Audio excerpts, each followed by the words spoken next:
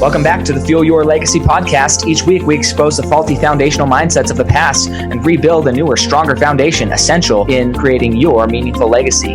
We've got a lot of work to do, so let's get started.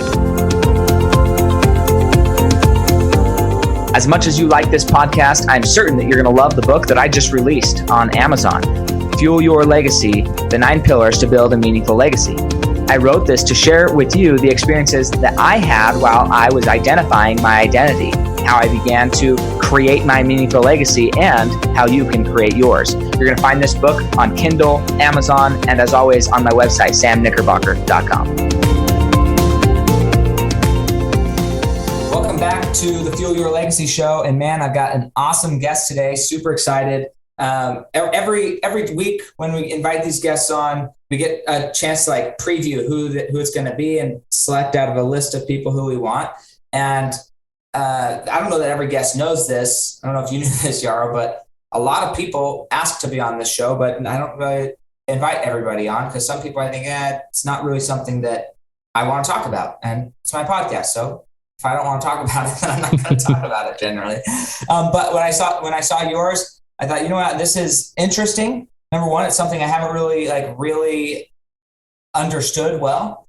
And I think that it could, used properly, could have a big impact and help people. So that's why I invited you on here. But Yaro's the co-founder of Inbox Done, which is an email management company they've been helping people from all different areas. So businesses primarily, but I'm going to take this concept, although it's business. And one of the things I like to do in this podcast is see how the business world transcribes to life and relates to life. So, because I think it's so important, the lessons that we learn in business and how they actually are impacting us. So during the mid 2000s, Yaro sold his first company called betteredit.com and then built another online education company called Blog Mastermind. So he's just a mega business person, loves doing business. But I'm really excited about your story and how you got to where you are and why you're so passionate about this specifically right now. How is this serving the world and your clients? Yeah, well, thanks for having me, Sam. I appreciate it. And you're right. I've been passionate about business since 15, 16. My story, it's getting longer now. I'm in my 40s, so there's more parts to it. But for me, when I was in that sort of period of your life where you're thinking about, what am I going to do when I grow up? But you're actually taking that question seriously. You're like 15, 16, 17, and you're getting close to ending high school. I knew, unlike most of my friends, I didn't want to go on to a traditional job, or they called it graduate recruitment at the time. I wanted to have some sense of independence. I hated alarm clocks. I hated the idea of working for an hourly wage, which someone else decides how much it is, and it sort of caps my potential. Building someone else's business, all these things sounded so negative about the employee kind of mindset and lifestyle. I realized if for some people it's the perfect fit. I've had many friends who it is a great fit, but for whatever reason, I didn't fit that mold. And just so you know, I was born and raised in Australia, so I was kind of thinking about this within that context. But I have Canadian parents, so that's why I have a Canadian accent. So it's always been a sort of a Canada-Australia combo. But yeah, so I was thinking about what to do next. And I was very lucky because as I was becoming 18, it was the late 1990s and the internet was going through its kind of growing up phase as well. So I did go to university more so because I didn't know what else to do. And the one benefit of that was I got an internet account. It was as part of the enrollment to the university. I got a dial-up modem and I could access the internet seriously for the first time in my power, not just whatever my dad or had at home. So I started to kind of fall in love with the web. Back then it was websites, forums, news groups, a lot of text-based kind of chats and things like that. And around the same time as I was discovering the internet, I was also playing a card game. You might have heard of it, called Magic the Gathering. It's kind of a fantasy. Magic is that old, huh? It is. It's. I think it's about to have its 40th anniversary, something like that. So I didn't know. I thought it was hot when I was young. yeah, well, it's always hot. That's the thing that amazes me. Yeah. It was hot when I was young too. So like a friend brought a pack of cards to school when I was 16. All of my buddies and I started playing at lunchtime, and then I started playing in tournaments and things like that. Wasn't a long career. I probably was really serious for 5 years, from like 16 to 2021, but it was my gateway to building a website, because it naturally was the first topic I wanted to build a website about. So, I had a little basic hobby site about magic cards, and just eventually got a little more serious and bought a domain name and started a little trading card forum. And it became like a real business, not a big money maker, but, I'd make a few $100s a month from sales of cards. And eventually I had sponsors putting little advertisements on my website.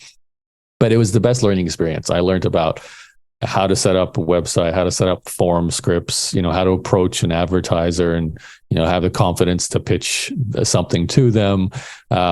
Even simple things like, how do I take payment on the internet and then send cards in the mail? And it was very early days, so we didn't even have PayPal at the time. That was a sort of a 3-4 year experience. I kind of lost interest in the game, but I loved the internet, and I knew my future was in that. I just didn't know what.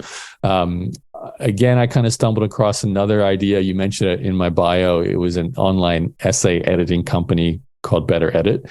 I started that mostly because I saw an opportunity while I was in university. I saw these international students who were in Australia studying at our local universities, and they often came with English as a second language, and they'd be sitting there trying to write these papers, and they often had good ideas, but their academic writing wasn't great. And, I had sometimes a group paper we'd have to write together, 4 of us in a group, and I would see their writing.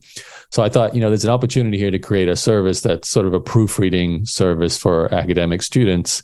If I could hire contract editors, which, the sort of, freelancing economy was just starting up then. You could start to hire people on the internet to do anything: language translation, resume writing, and editing and proofreading. So I actually managed to create a website, connected editors and then proofreaders with the students. And it became, I call it my first real business, because it was the first one that I had that I earned a full-time income from. It was my main focus after I graduated from university. I decided I'm going to try and make this into my living. Meanwhile, my friends all went off to real jobs and had real salaries. I was trying to, get by with my 500 a month to 1,000 a month, and then try to get to 2,000 a month, just slowly get up there.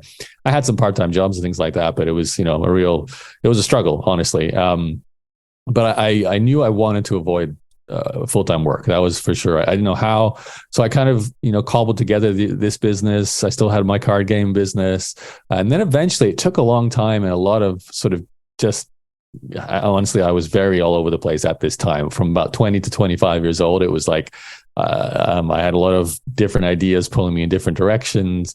If I saw a friend do something different, I would suddenly want to do what they were doing. Not a lot of confidence, but I managed to stay with the editing company long enough that it became successful. Not, retire rich money, but it did pay for my food and my rent, and I was able to travel because it was an online business. So it was a really like what people like to call nowadays like a 4-hour work week or a lifestyle entrepreneur business. That's what I had.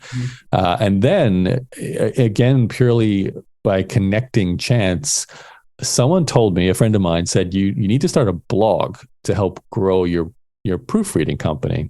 And I was like, what's a blog? And this is like 2005. So brand new to that world. And I was like, okay, I don't know. I looked at blogging software. I figured I have to actually do this to understand it. So I installed a blog on my proofreading company website. I tried to write about editing and proofreading, which is a really boring subject, and I kind of struggled with that. I lasted maybe 3 months, but I did realize I was starting to enjoy talking about the company itself. So I was like, maybe I could start like a behind the scenes entrepreneurship blog as a hobby, just a side gig, just because I was enjoying the writing. So I created a terrible domain name. I registered entrepreneurs-journey.com. Really hard to spell. It had a hyphen in it. I wish I could do that again. I would have chosen a much better domain name, but it didn't really stop it from succeeding. And I started telling stories, because by then I already spent 7 years with the editing company and the card game business. So I had learned a lot about pricing, hiring, website marketing, Google search engine optimization was becoming an important thing at that time. Newsletter writing, all these things. So I just started sharing these stories in blog posts.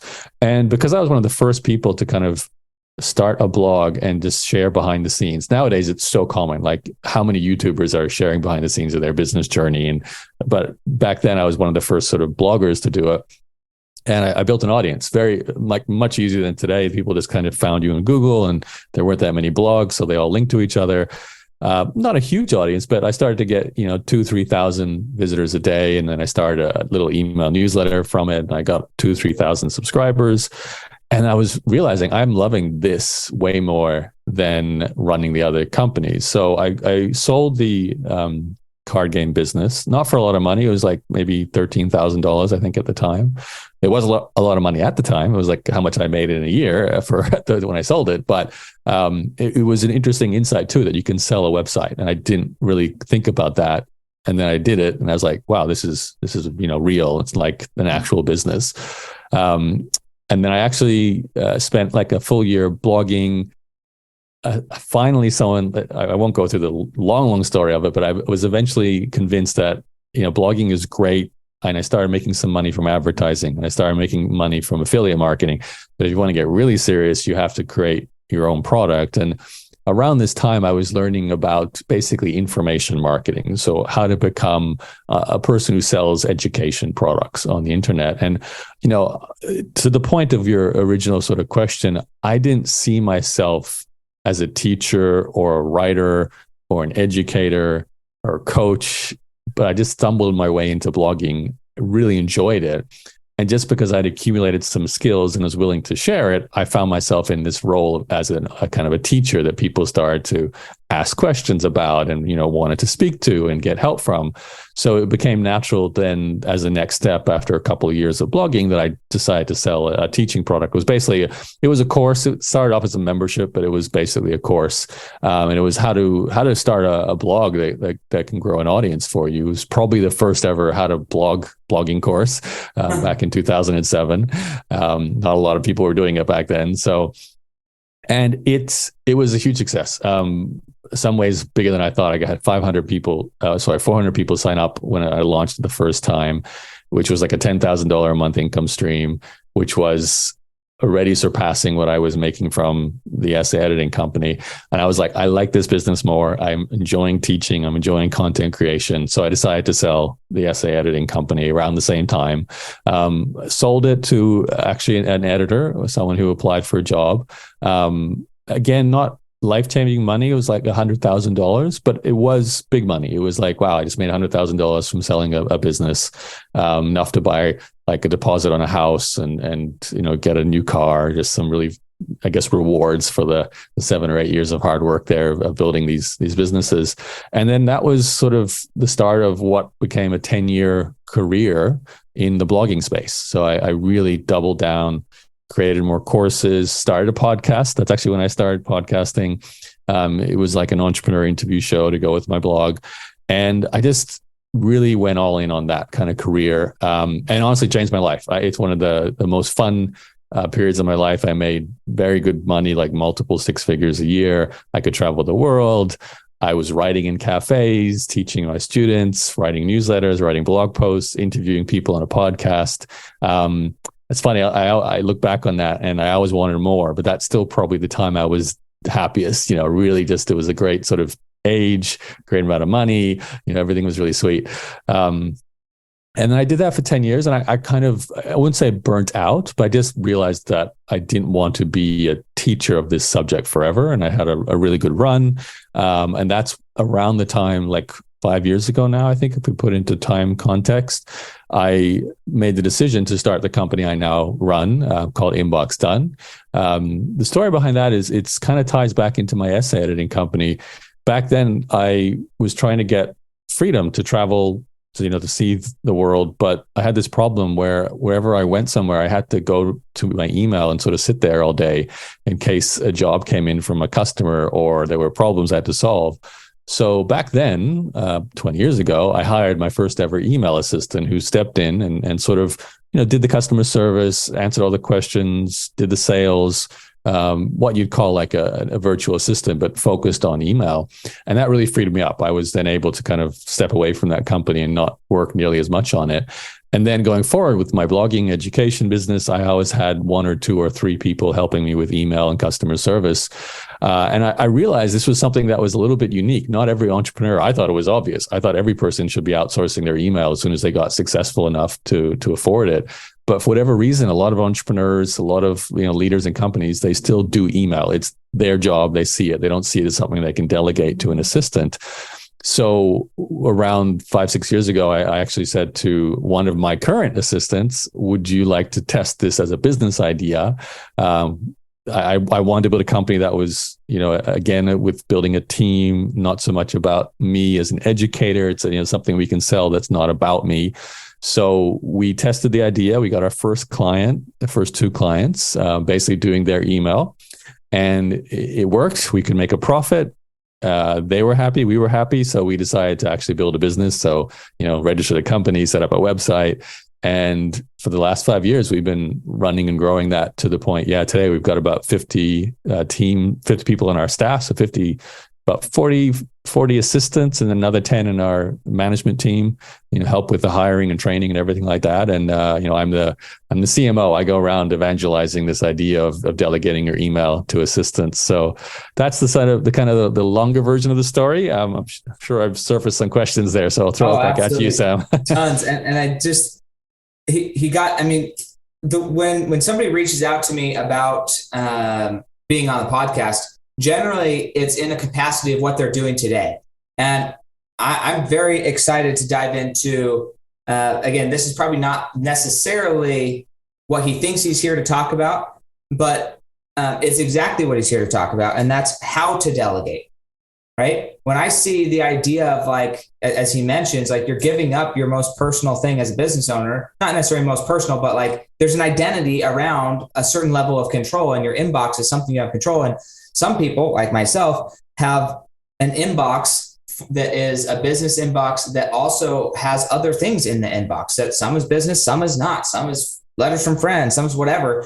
Or you have 10 emails and they all are for different businesses and for different things. And then in your cell phone, Google and these different places, they made it really easy to have all conglomeration of all these emails in one nice little feed of everything that's happening.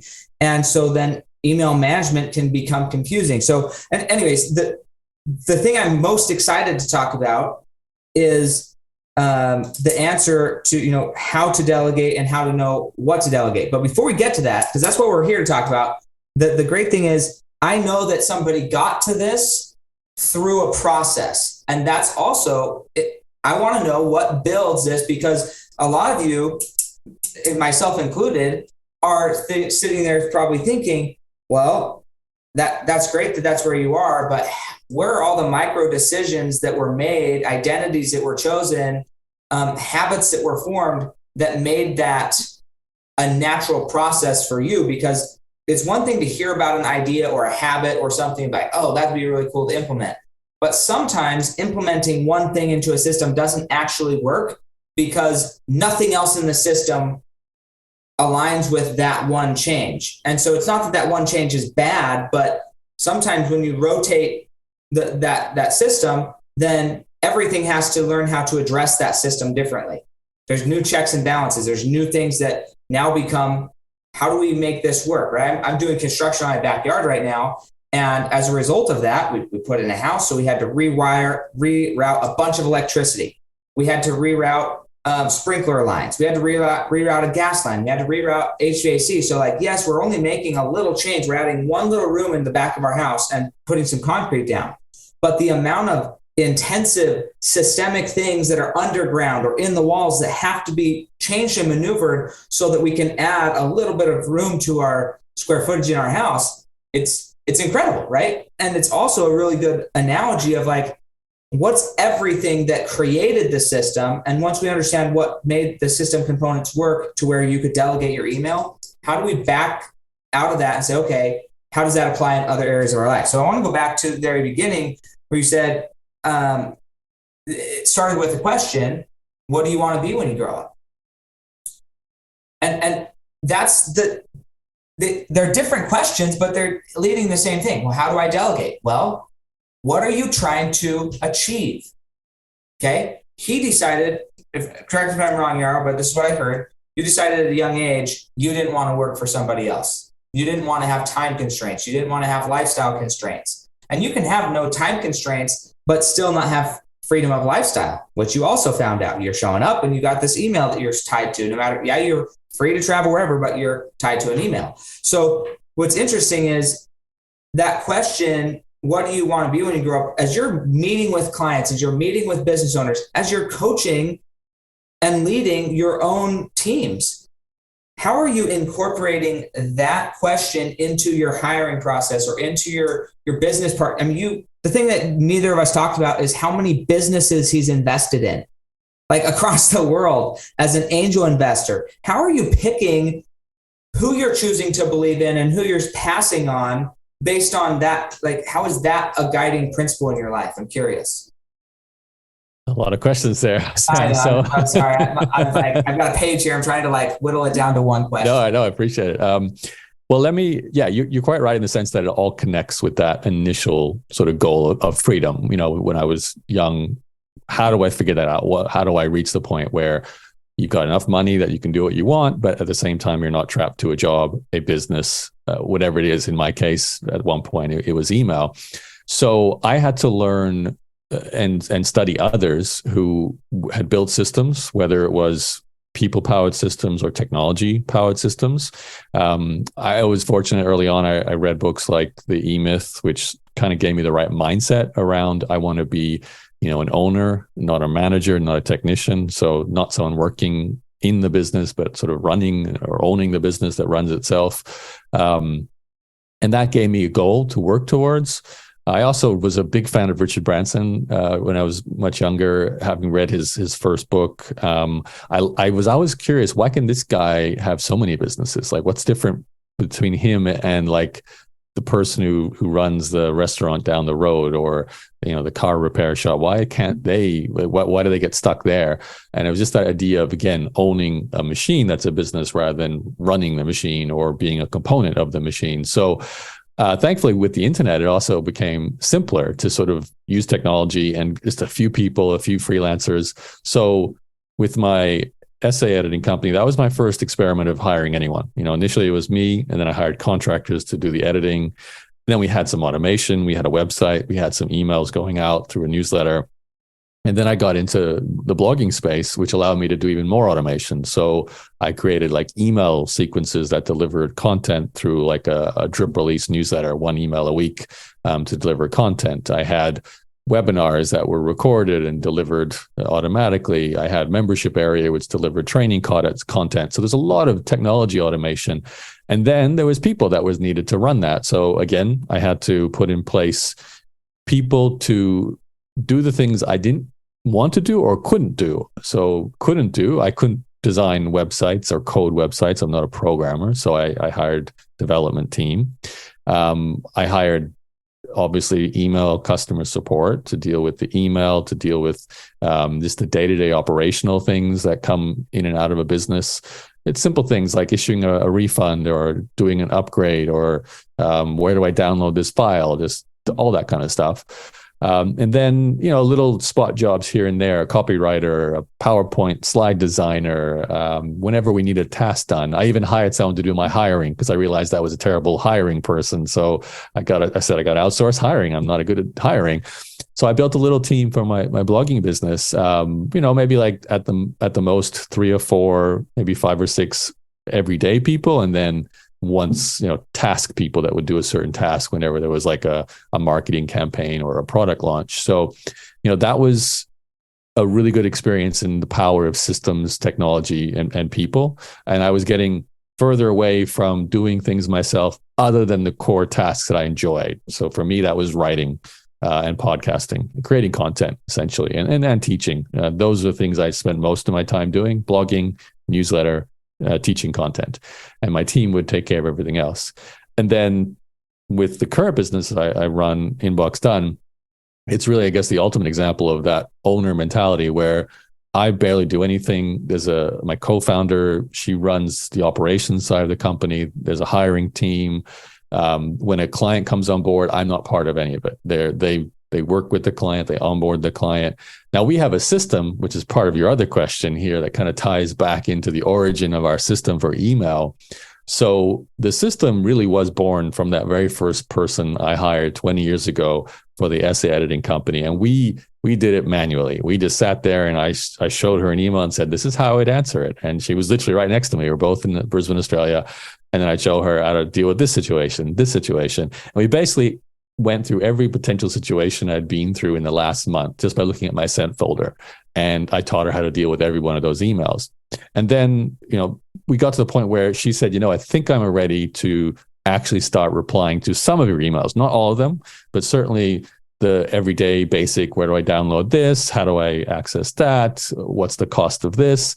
So I said, all right, let's start there. We'll still kind of tandem. You do the ones you can do and you leave the other ones there for me and I'll deal with those. And we did that for maybe 2 or 3 weeks, but you notice the ratio, we were maybe like 50-50, but then she started to do more and more and more. And then within 2 months, she was basically doing all of it. And she said, you know what? I can do the whole inbox. If anything comes, I can't deal with, I'll just send you a text message or something like that just to get the answer for that. So we checked in like once a week when I dealt with the things she couldn't deal with, but almost everything at that point, she was running. And that did take a good 3 months to really complete a handover. And there was still occasionally things that were new that she would have to come to me for.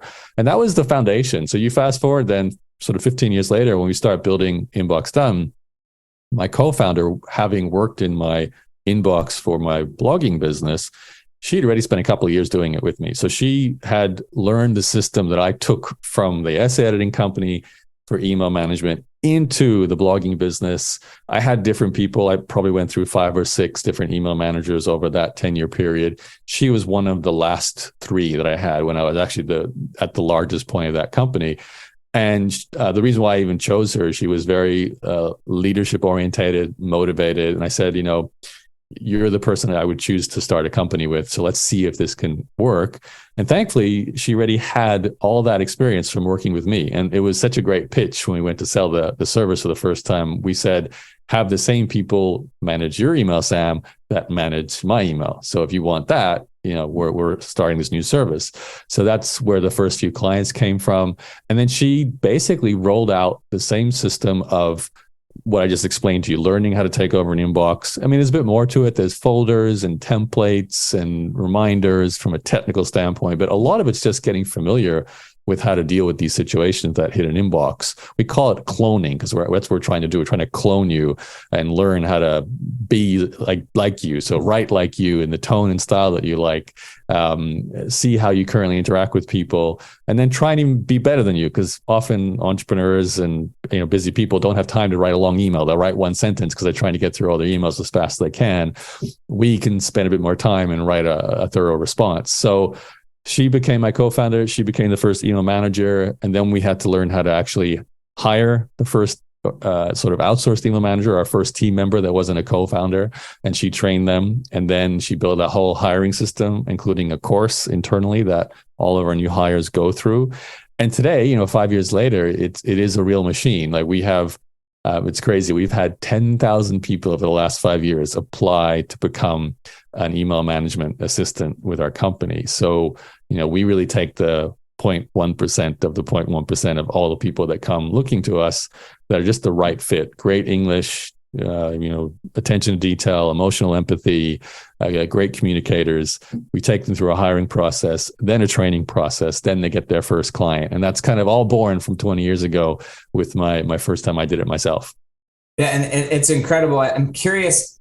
I have so many questions about that process, and even some of the questions are what's coming down in the future. So I'm just going to write future so I don't forget to go back to this.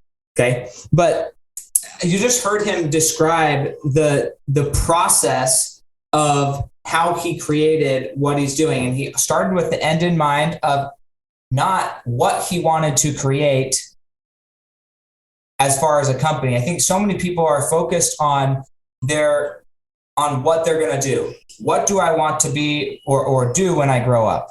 Right? Sometimes we ask that question, what do I do when I'm going to grow up? Or what do I want to do when I grow up? Rather than what type of lifestyle do I want to have? All of the things he did, they were all really creating the same lifestyle goals. And there's some commonalities for sure between the different businesses, but you could say, well, how did you get from like a card company, a Magic, a Gathering card company? That's so random that's what you started. I love it. All the way to email management. And the simple answer, and this is what I want you to speak to as well, because you've already talked about it. And this sounds, if you're listening, it's like, why does he keep reiterating this in different ways?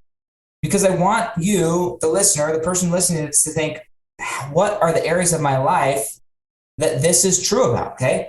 So everything that you did, from my perspective, every company that you started was a result of a problem that you saw. Like, how can I help this situation? Hey, I want to play Magic of Gathering. And one of the problems is it's an interesting game because that you have these decks. It's a deck builder game that you are kind of battling each other to a degree. And so thus the world champions or like the championships, and you can actually play it. And there's, I don't know. I know people who win money playing this. Like it's a game like poker, but totally different than poker. Anyways, so there's some real value in being good at it. But one of the aspects of that is because it's a deck builder game, then you have to buy and sell, right? You have to be trading to build up this great deck. I'm playing fantasy football right now. And when I first started playing fantasy football, I didn't understand that. I was like, okay, I'm going to go get my team, do the draft, and then we'll see how we do throughout the season. I thought that's how it was supposed to be. I won my first game. I was like, I'm off to a great start. And then I had a bunch of people get injured. And I didn't know that you could trade. I didn't know that you could really like drop and pick up and like always be adjusting. And so for 3 games, I just like got railed because I didn't understand what I was doing. And then a nice mentor came in and said, hey, Sam, this is actually you're supposed to be negotiating and texting this person, say, hey, you don't need that player anymore because you have a better one. Can I have your C and B player to be my A player? And then you slowly build up over the season to where now in the season, even though I was almost out of it, now I'm seed 2 in the playoffs, right? I learned the system. I learned the idea of like how to grow, and I built something out of it. But it's the same thing here where you have to think about there's a problem. And the problem in the Magic game was, how do we get the trades happening? And there's real value, money value in that trading process. Now, not a lot, you mentioned, right? $13,000, but that's something you're getting in exchange for the value you're offering. Then that went to the next problem of, hey, I'm in college. I've got these people, they don't understand, like they understand English just fine, but they aren't using it properly. And that could hurt on group projects, but what's the bigger implication? It's not just now, but when they go out into the workforce, what's it going to cost if they screw up their paper or screw up their writing? What if we could have a solution for this demographic to help them, not to make money on them, but to help them? So then same thing. And then the email management was a part of that. Then the blog. Well, why don't we share this information? Well, I really like talking about this. It's something I enjoy. And so it just keeps going down and down and down. So talk about, if you can, the thought process or because you mentioned it on the positive and the pros and the negatives when you mentioned what's the E-Myth book, right? What am I good at? What am I not good at? It's the same process of identifying what could I help? How could I help in the world? So talk about that, because I think that a lot of people, they don't ever sit and think about what am I good at? And how can I turn a business or help the world, impact the world in what I'm good at? So what's the process of identifying what you're good at and what you're not good at?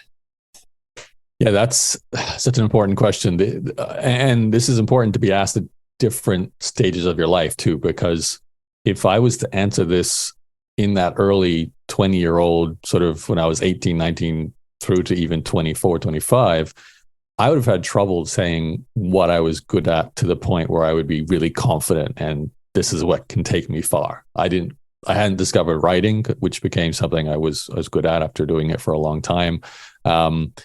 sure, I knew about the internet, but it was so new. I wasn't really coming from a place of confidence from all these past successes. Very different today. I can talk, well, this worked and I know how to do this. So for me, there's two answers to your question. Or three, really. There's what phase in life are you at? And then you have to find either the thing you're already good at, and then how does that go up against a problem you're going to help people solve where there's value to be created? Or if you're not sure what that thing you're good at is yet, or maybe that skill set isn't developed, the question just becomes, well, which one do you want to explore and get better at? And that's kind of ties into my blogging journey. Well, I was like, well, I kind of want to explore the world of content and get better at it and build a business around it. So that's where I kind of developed a skill set of what today you'd call content marketing. I basically learned how to become a content marketer, email marketing, blogging, podcasting, all the things we do now. So I think that, and your question really ties back into you made me think about any time I thought about when I had a phase in my life when I was thinking about starting a new business, because I would ask myself those questions. I'd be like, well, I'm going to start something new. It's obviously going to have a new set of goals. Each part of my life I've had different goals. At the start, it was to make enough money to pay rent and food and survive. And then it became, well, now I've got that covered. Now I'd like to reach a new level or do it with a different business model or focus on a different type of content or whatever it is. It sort of evolves. Angel investing, as you mentioned, now I'd like to invest in other people. I built a solar farm at one stage too, which is, completely different.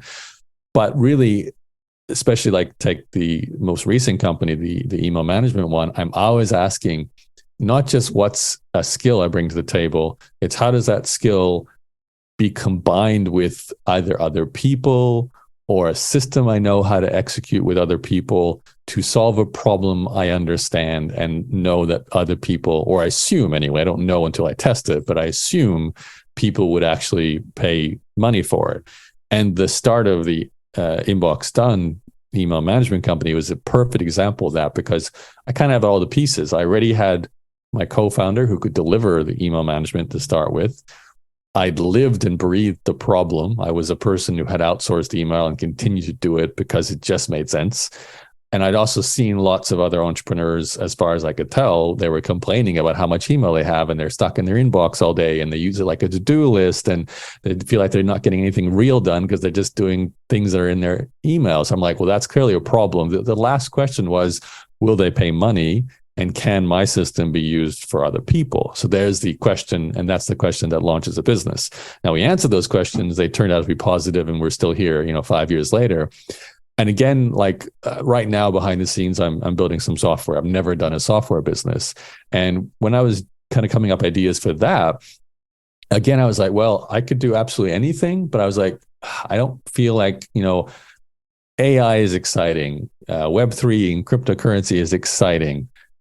Big data is exciting. All these kind of cutting edge new things happening. And I kind of want to do those things, but I also was like, I don't know where to sort of enter that space. And even when I start thinking about where areas I could, it just doesn't get me excited. I think I need to anchor my excitement to something that I'm building. So that's why my software is still within this world of content creators and people who are using content. I won't talk too much about it because it's not out there yet. But long story short, it's a continuation of the story that I've been sharing on this podcast, except this time it's software is the business model. So it's for me something new, and that part's exciting.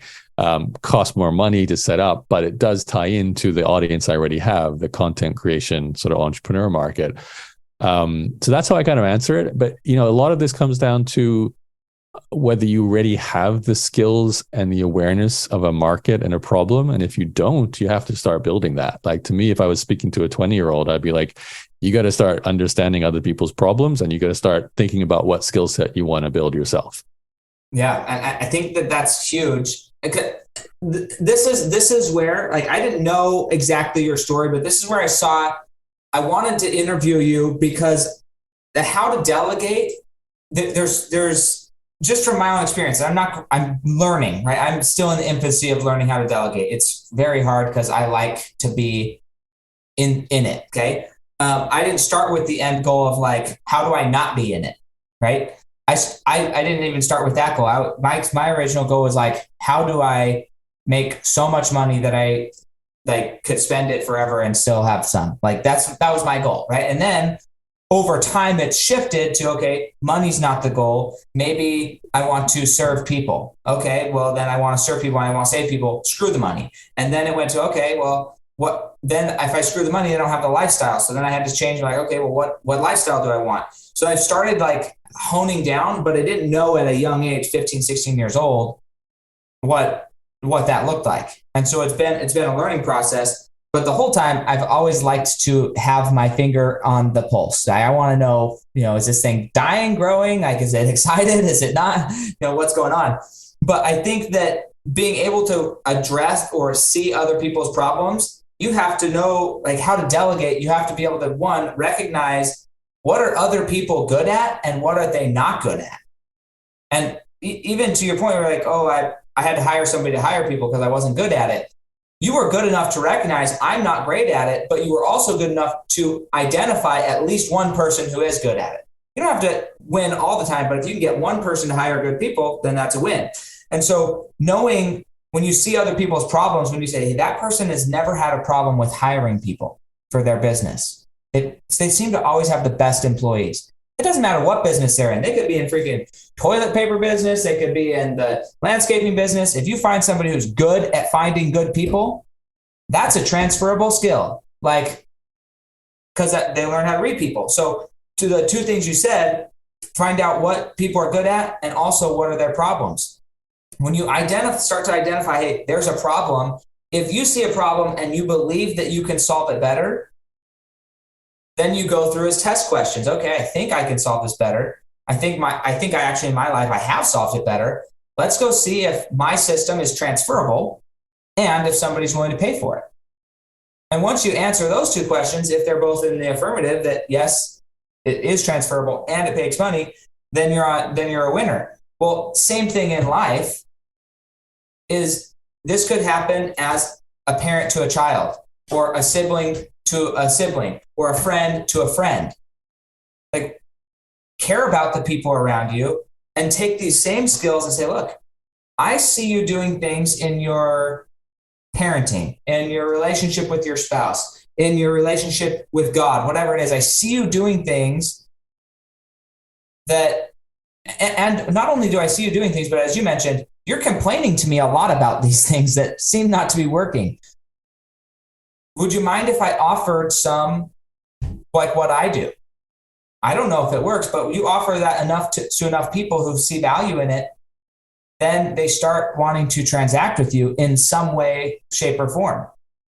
And I think that's really how businesses on a large scale are born, is through identifying a problem, finding out how to do it. Now, the delegation is, how do I then transfer this? And that's a skill in and of itself, learning how to transfer it. And it does take, as you mentioned, have you found a shortcut? I'm curious because I haven't found one yet. Have you found a shortcut to at least the first time, like kneecap to kneecap, shoulder to shoulder, transferring the skill? Like, at least like, because you have to identify a system that works to transfer. So have you found shortcuts or like 3 things to definitely do if you want to learn, like be able to delegate or transfer a skill that will make it easier than just like trial and error? Okay, sit here for 3 hours or 3 weeks or 3 months or whatever. And I'm going to let you watch how I respond to this email. And I'm going to explain why I would respond this way and why I'd use the words that I use. And I'm going to do all of that so you can clone me. But like, if you were to take that idea of transferring skill, what's the best ways to transfer skills to the next person, whether that's your child, your spouse, like what's the best way? Yeah. I mean, with Inbox Done in our cloning process now, it is very hands-off mostly, for all the reasons you're alluding to there. We don't want, and we can't get a busy entrepreneur to just sit down with us for hours every day and show us how to write their emails. It's just not going to work. They're busy. That's why they're hiring us. They need to free up time. We'd end up taking more of their time. We do need some time, but we have a system now that it's something that I went through it, but it's changed a lot. Like what my co-founder Claire has done in the last 5 years is amazing. She's like created taken what we have in my company and made it something that could be applied to a rabbi, a bakery, a doctor, a dentist, an accountant, a used car salesman, a venture capitalist, all these different people, different businesses, different lifestyles, different ways of writing, different personalities. And we have to take what we do with email and clone them in a process that doesn't disrupt them and require much of their time. So to answer your question specifically, first of all, it's about having a person who's trained up and knows how to do this enter the process. Like you can't take a general virtual assistant and just say, hey, go do my email. It's not going to work. They're going to have more questions than the value you're going to get from them. It's going to take more time to help them than you'll get back in them actually doing the job. So the reason our company is so specialized around email is because we want and decided from the beginning to be an email specialist service that has a system. So your shoulder-to-shoulder example, what we do is we look at where there is a way to clone you that doesn't involve you physically being there. And that's the beautiful thing about, say, an inbox. You can go to a sent folder, and I can go right now to your sent folder, Sam, and I can see how you respond to a whole bunch of different emails in a whole bunch of different situations. And that's an amazing starting point to learn not just how you write, but what are the most common situations that you face through email. Who are the people you interact through email? What's the context here? But then you wrap that around a larger context. What is your role in the business that you run or the business you're a part of? What's the business trying to do? What's it trying to sell? So we can study the sales process. We can study the product or the service itself that's being sold. We can study any ancillary information, the website, documentation, any existing systems, standard operating procedures. Some people create Loom videos to show how they do things. We can just go in and just kind of absorb. And this is what our team does. So if you became a client, Sam, we'd assign you 2 of our assistants. They'd both begin the cloning process. They would ask you some important things like what is a priority email that you need to know about as soon as it hits versus an important email, but maybe not an urgent email that you need to know about as a summary once a week. And then hopefully the majority of the emails, which you don't need to be involved with at all. So they kind of build a triage of prioritization.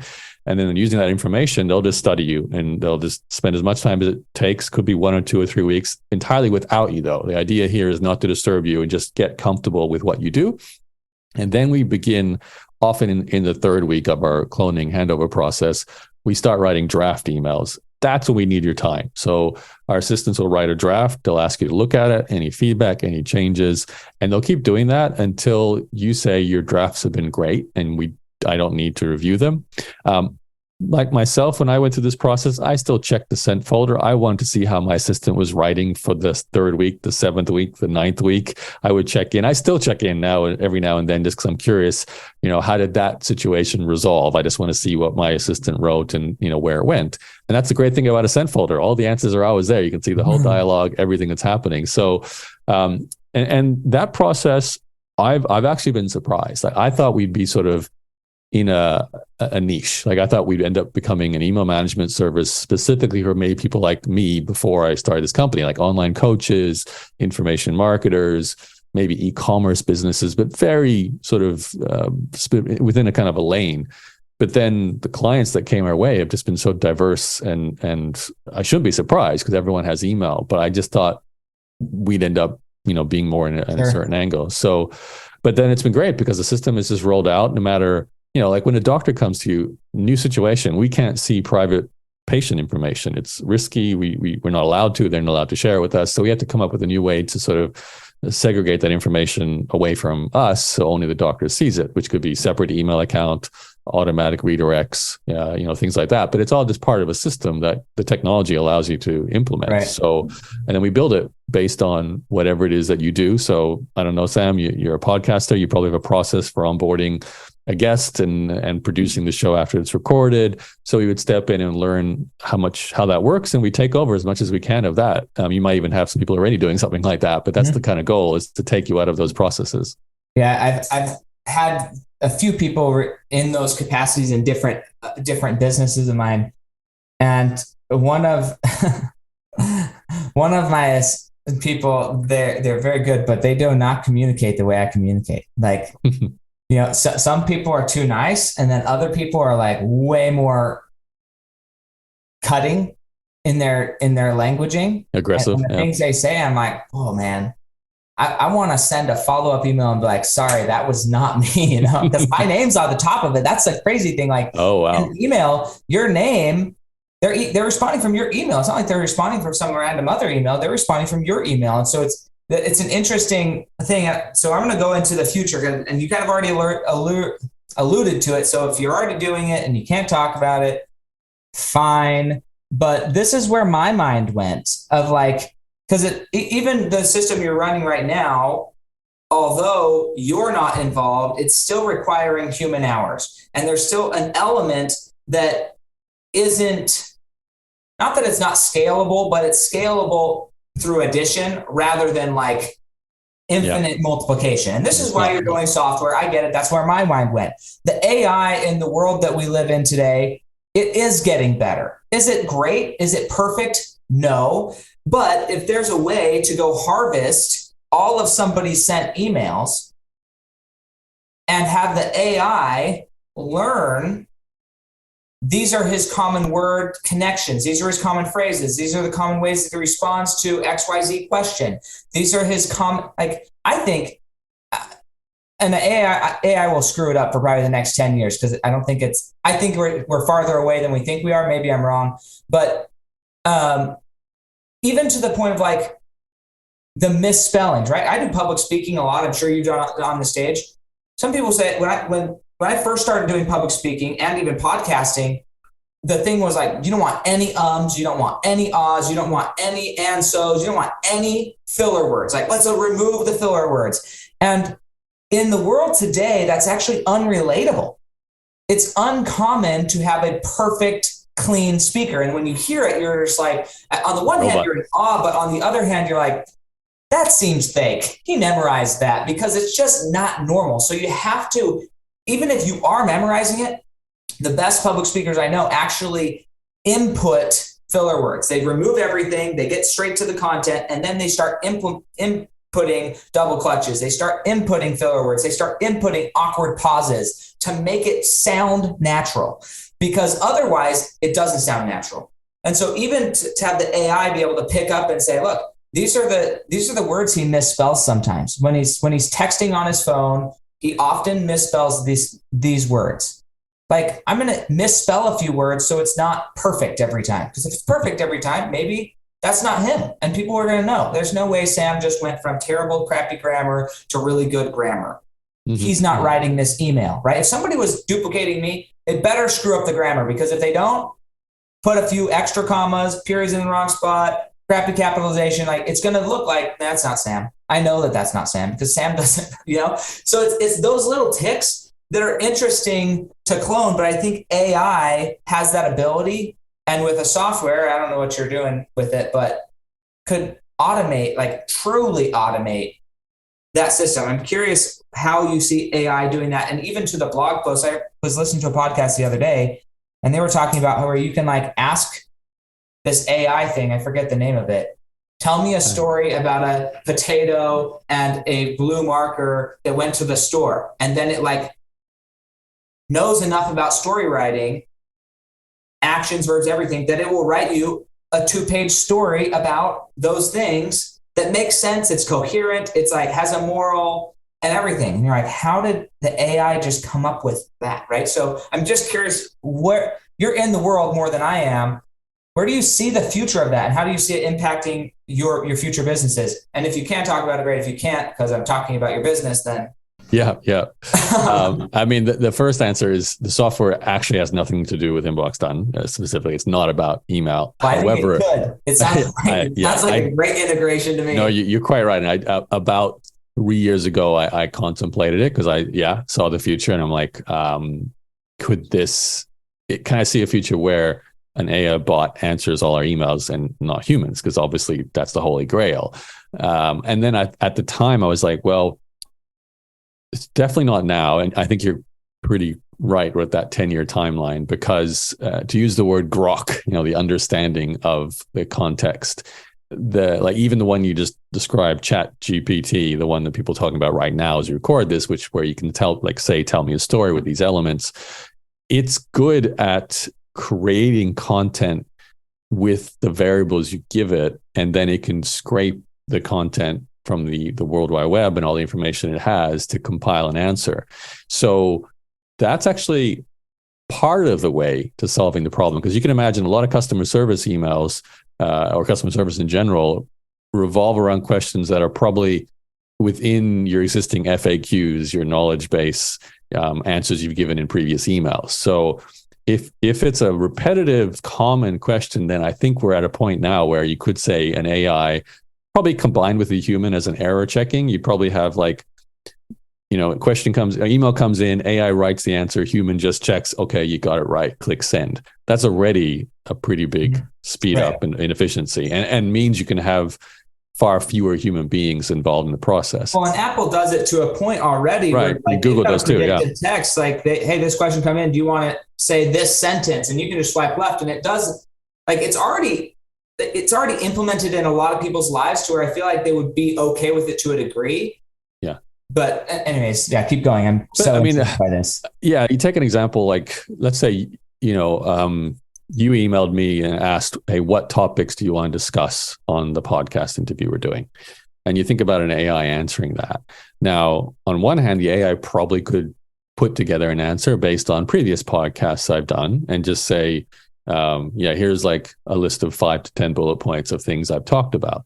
And then I could step in and actually go, yes, maybe not this one, whatever is real for me right now. So that would actually be more efficient.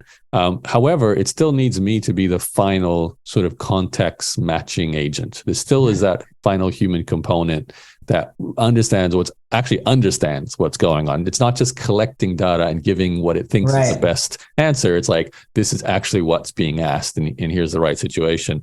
And there's a lot of relationship variables that come into play that the AI will just never be able to know.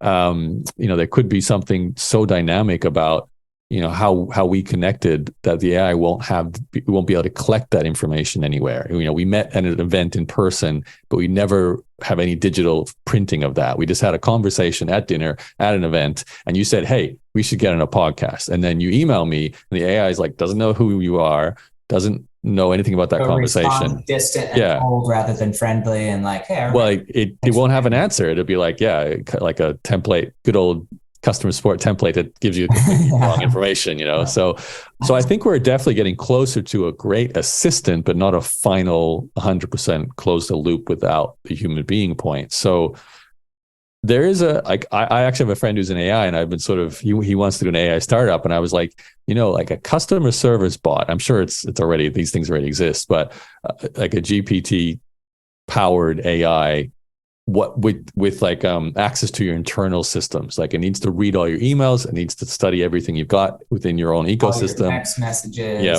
And then it can start potentially being of use. And I think as the way chess is done right now, you've got your chess program AI that's giving you advice, but it's being combined with the human being. It's in tandem as opposed to just one. I think that's where we're probably heading with all communication online, whatever it is. I kind of really feel bad for where social media might go, because it's going to be all AI generated stuff. We're not going to know what's really human and what's been done by AI.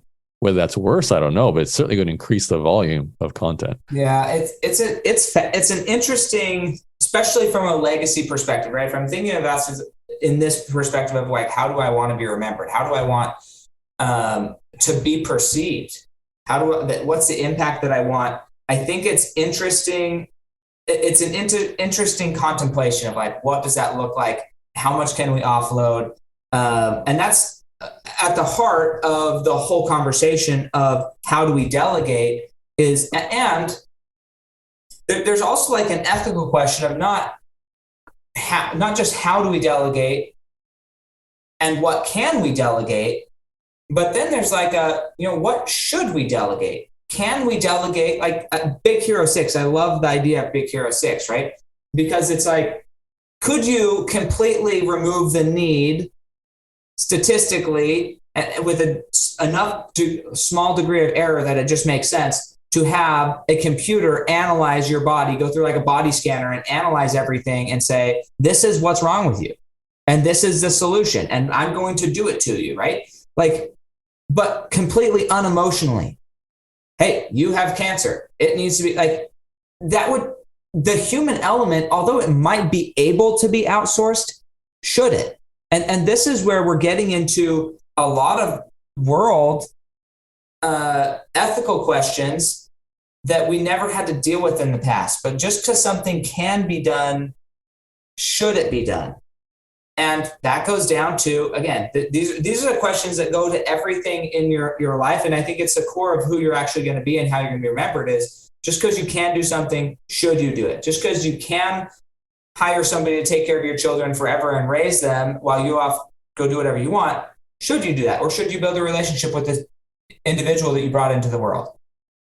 Everybody's answer is going to be different. It's just, anyways, it's just a fascinating thing. So I'm excited to see where your business goes and what software you're creating. I love the world and I love the service that you provide because it's such a needed thing for people who are in that situation, who feel as though they're a slave to their inbox. I think that is a problem. And if you can free somebody up to go and have a more personal impact and automate the things that don't necessarily need them to be there, then it gives people freedom to connect on a more human level. So like technology took over our lives for a time. And if we can let technology, like give technology the control fully and actually pass the baton in a lot of areas, then we can get back our lives. But we have to be willing to pass the baton or we might not get back our lives. And it's an interesting, it's something that weighs heavy on me. And that's why there's lots of reasons why I invited you on, but it's something that I thought was very needed to have a conversation about. Yeah, no, I appreciate it. And I love your ethos there. It's about finding the time to create more meaning. And that's not going to happen with answering emails in most situations. So, there's a few emails that might be really powerful, but most of the time it's not. So if you can get people and automation in there, and then you're free to, write the book or meet new people or spend time with your family or travel and experience things or even start a whole new company. And that's what always excited me, because I started with this freedom goal and I was looking to get that goal for myself. And then my education business became about helping other people start businesses to leverage the internet and get money and time freedom because of an online business. And then Inbox Done is a natural extension of that, where helping these entrepreneurs to break free from a business that might be taking too much of their time. So it's a loop. It's a circle there. It's awesome. I love it. So if somebody wanted to reach out to you, they're feeling like, hey, this is something I could automate in my life, or at least offload as far as the main caregiver of the inbox. Where would they get in touch with you, your team? How would they go about starting to find out, if this is going to work for them, getting the systems right, cloning, make sure that they're on board? Inboxdone.com, and just book a discovery call. You'll be speaking possibly with me or one of my sales assistants. And we just want to learn about what your situation is and, how you want to break free from email. Inboxdone.com. Yeah, that's it. Awesome. Hey, I love it. And again, thank you so much, Yaro, for, I don't know where you reside right now. If you're in America, or if you're in Australia still. I'm talking to you from New York right now. I'm Brooklyn. New York. Oh man, it's gotta be. I guess it's not too late there. 8:00. 8:00. Yeah, it's good old New York. Time for a late dinner. Where are you? I'm in Arizona. So okay. Yeah, it's warm here. I'm sure it's not warm in New York. No, I'm definitely heading south next. So well, Arizona. I say it's warm. It's cold for Arizona right now. It's like you're wearing a hoodie. Oh, well, I was wearing a hoodie at 70 degrees, so don't take my personal attire as like an indication of heat. I've got a space heater on. Yeah, no, but it's like at night it gets down to like 47 and it heats up to like 57 right now. So that's cold for us. That's pretty cold. Yeah. Considering that, it gets up to 120 during the summer. Yeah, Yeah, that part of the world is horrible in summer. I never want to be there. So. It's pros and cons though, So yeah. Anyways, hey, well, you have a wonderful day, and thank you so much, and Merry Christmas. Thanks, Sam. Right back at you. Appreciate the time. Yep. Thanks for joining us. If what you heard today resonates with you, please like, comment, and share on social media. Tag me, and if you do give me a shout out, I'll give you a shout out on the next episode. Thanks to all of those who've left a review. It helps spread the message of what it takes to build a legacy that lasts. And we'll catch you next time on Fuel Your Legacy.